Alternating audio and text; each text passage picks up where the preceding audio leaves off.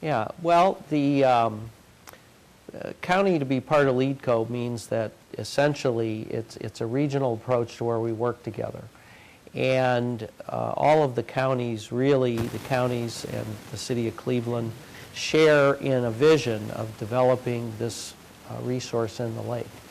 Now, you know, there's different aspects to it, but the whole idea goes back to the economic development, is that if we're going to work on this together, it makes sense that maybe the blades would be located in Ashtabula, and maybe the generators in Cuyahoga County, maybe the towers in Lorain. So what happens is, just by necessity of the supply chain and working with the different companies, you wind up going throughout the region, and the idea is to build it and build a team. So that's certainly a big aspect of it. There's also some components of revenue sharing, so that and that has yet to be worked out. But it basically says that whenever a project goes up in the lake, everybody benefits. Certainly the county or the Port Authority that has the submerged land lease rights will get the majority of the benefit from the lease, but there are other avenues of revenue sharing so that all of the counties can benefit in moving forward. Rich, at General Electric, you're serving a global market. You're looking at opportunities around the world. What do you see different about what we're trying to accomplish here in Northeast Ohio, and kind of vice versa? You know, we're aware of several high-profile projects, notably Cape Wind and Cape Cod, that seem to be encountering some, you know, opposition or obstacles. What's different, and why do you see the opportunities here as being more doable? I think from when we first started talking, I think the thing that I liked about LEEDCO and the opportunity that you guys were driving here is the unified approach, the aggregation of volume, recognizing that it's going to take some volume over time to create a supply chain, and I think just the structure that you have that facilitates that going forward, I think that is strategic and unique. And if I compare it to other places, it's not, I think others are trying to achieve the same thing. I mean, take the UK, for example. The largest installed base of offshore turbines today, yet not a single turbine has been produced in the UK.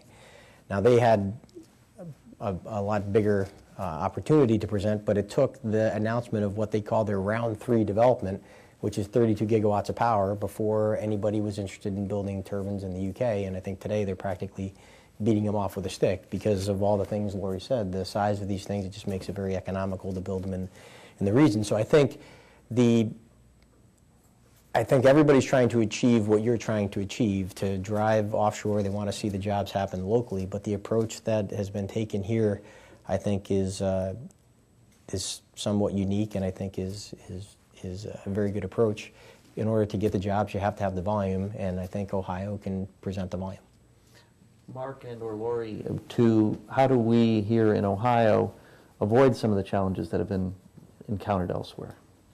Well, I think that's the exciting part of the LEEDCO model, is that, you know, with the leadership and the task force, starting with the foundation, the city, Cuyahoga County Commissioners, Prosecutor Mason, getting public officials involved, and the transparency and accountability they bring to the table automatically, and the need to educate all stakeholders about how they're using public resources, gets people brought along with the project as it develops. If I look at onshore wind in Ohio, the projects that have run into the most trouble onshore getting sited are the projects that did not include the local community early in the planning stage.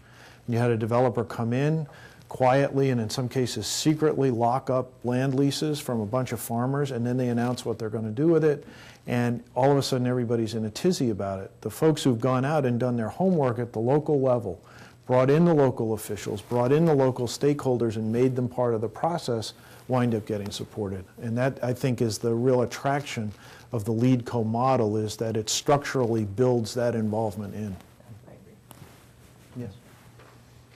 I hope this isn't a naive question. This is billed as the first freshwater project. Does that really matter? Is there some issue with respect to corrosion or depth, or is it just simply that we can say we're the first at something? Rich, you want to tackle Well, I that? think there's some things that are perhaps easier without the salt water, the corrosion, for example, and erosion. But in the Atlantic Ocean, at least, you typically don't have ice to deal with.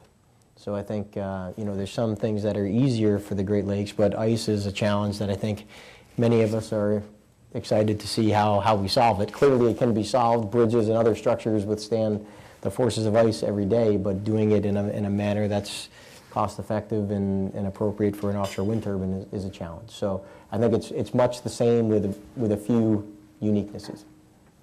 Laura, do you want to add anything on the icing issue? Because you've studied that some.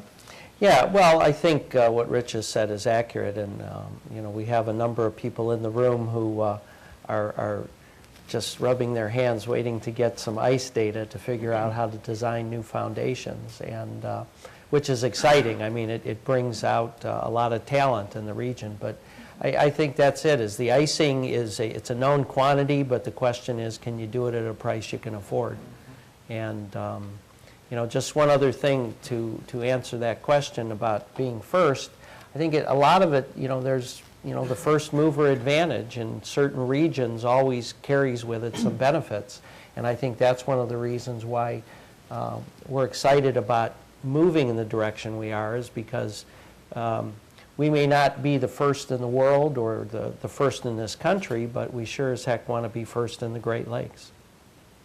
Mark, the topic of birds hasn't come up at all in this conversation so far? Birds.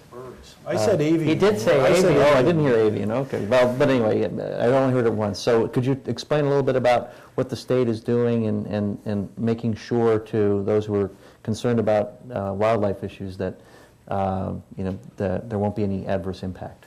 Well, I think one of the keys is the studies that LEEDCO is doing to actually document where the birds are and how they move. We always sort of assume, I think, that everybody knows that, and the reality is we don't. And we have to document it. Ohio is a major bird migratory route, particularly in the western basin. It's not so much true here. The problem appears to diminish the further offshore you go. But we have to track that and demonstrate that we're not going to have a major impact, particularly on endangered species, where the National Fish and Wildlife Service has jurisdiction. And our experience with them is that they are much more diligent in their definitions, if you will, than we are. And in our conversations with them, frankly, have been very clear. They really don't care about human impact or economic development. Their job is to protect the birds.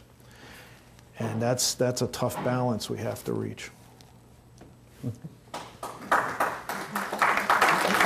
you. Thank you, everyone. I want to thank my fellow panelists, Rich Reno from General Electric, Mark Shanahan from the State of Ohio, Lori Wagner from the Lake Erie Energy Development Corporation. I'm Richard Stubbe from Nortec and the Cleveland Foundation, and now I'd like to hand it back over to Ellie from the City Club. Today at the City Club of Cleveland, we have been listening to a panel discussion on the Lake Erie Wind Project. Thank you, panelists. Thank you, ladies and gentlemen. This forum is now adjourned.